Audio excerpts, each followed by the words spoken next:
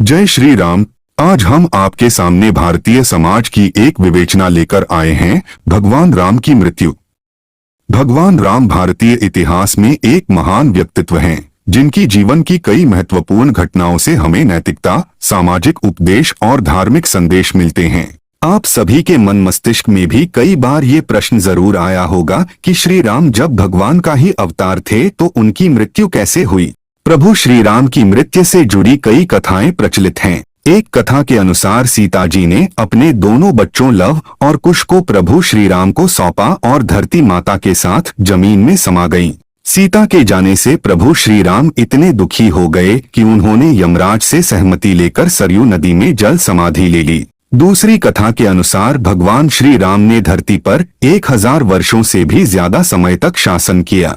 अपने इस लंबे शासनकाल में भगवान राम ने कई ऐसे काम किए जिन्होंने हिंदू धर्म को एक गौरवमयी इतिहास प्रदान किया। पद्म पुराण के अनुसार भगवान राम जब अपना अवतार काल समाप्त करके एक ऋषि का रूप धारण करके आए तब काल यानी यमराज भी एक ऋषि के रूप में आए और उन्होंने राम जी से बात करने का आग्रह किया। तब श्री राम जी ने काल से कहा कि कोई हमारे बीच न आए। उस समय प्रभु श्री राम ने भ्राता लक्ष्मण से कहा कि वो एकांत चाहते हैं और काल से वार्तालाप करना चाहते हैं, इसलिए आप दरवाजे पर खड़े हो जाएं जिससे कोई भीतर प्रवेश न कर सके। इतनी देर में ऋषि दुर्वासा वहां आ गए और राम जी से मिलने का आग्रह करने लगे। लक्ष्मण जी के मना करने पर भी ऋषि नहीं माने और क्रोधित होकर बात करने लगे। लक्ष्मण जी दुर्वासा के क्रोध से बचने के लिए कमरे में प्रवेश कर गए जहां श्री राम वार्तालाप कर रहे थे। ये देखकर श्री राम भी लक्ष्मण पर कुपित हुए और उन्हें मृत्यु दंड न देकर देश निकाला दे दिया।